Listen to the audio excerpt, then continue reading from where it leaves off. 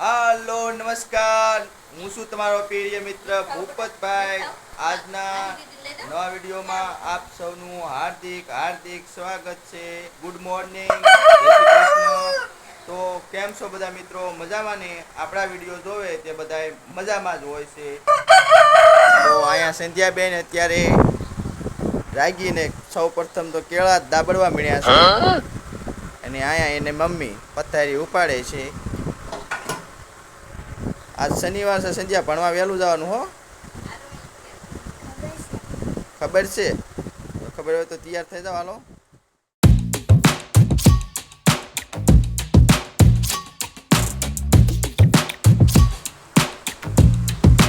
આવી રીતનું પથારી ઉપાડે. અહીંયા શાસ્ત્ર છે, ઉડીસા છે, અને આ રમકડે અત્યારે ઉડીસા કાઢે મળશે. હવે રમવા અત્યારમાં રમકડા કાઢી નાખે એમને.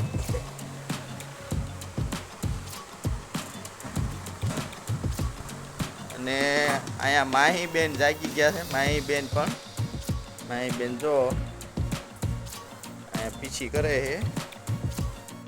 તો જો હવે આપણે સવારમાં માતાજીના દર્શન કરી લેવી.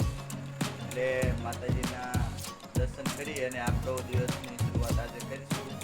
એટલે માતાજી પાસે ભગવાન હે કહા રે તું.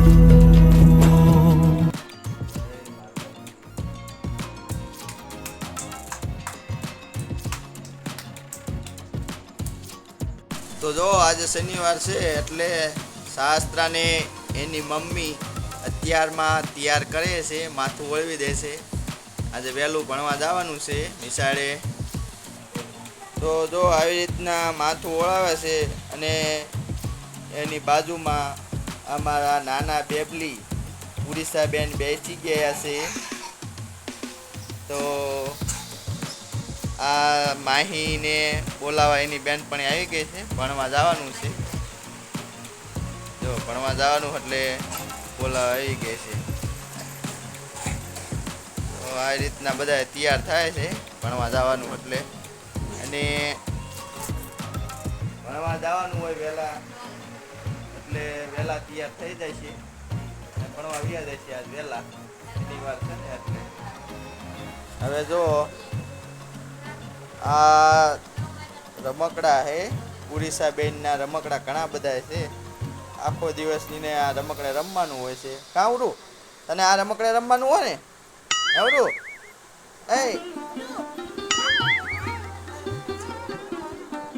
આ ઉડીસાના બધા રમકડા છે. તો આ રીતના ઉડીસાના રમકડા ઉડીસા આખો દિવસ રમશે. તો જો હવે અમારા બધી ત્યાંના ભણવા જાય છે. જો હાલો હવે વ્યા જાઓ બધા ભણવા. નિશાળે ખુલી ગઈ છે તમારી. આવજો ભણવામાં બધા ધ્યાન રાખજો. ये बड़ी अच्छी बात कही आप. હવે બધી ભણવા વહી ગયું, અને આ ઉડીસા બેન એક રહ્યા છે. હવે કાવરું તાર ભણવા જવું છે બેટા? હે અમારા સામું ટેક તો પેલા તાર ભણવા જવું છે કે નથી જવું? નથી જવું કે જવું છે?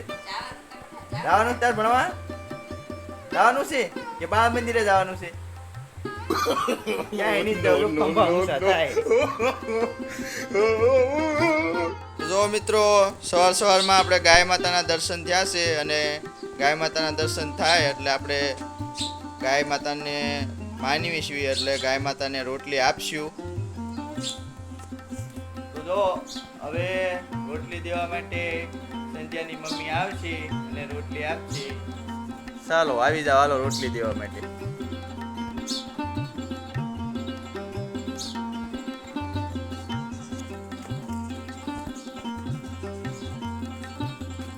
તો બોલો ગૌ માતાની જય. તો જો મિત્રો, આપણે સંધ્યાને સિંગર બનાવવાનું સપનું છે, જે મારું ડ્રીમ છે એ હું પૂરું કરીશ. તો સંધ્યા તો હવે આપણું સપનું પૂરું કરવાનું છે, એટલે વગાડીને આપણા સબસ્ક્રાઈબર મિત્રોને બતાવીને ગીત ગારે અને આવડવા વગાડ. જે અત્યારે ટ્રેન્ડિંગમાં આવા જે હોય તે વગાડતા હોય છે, અને ગીત સાથે હાલ ગાય ગીત.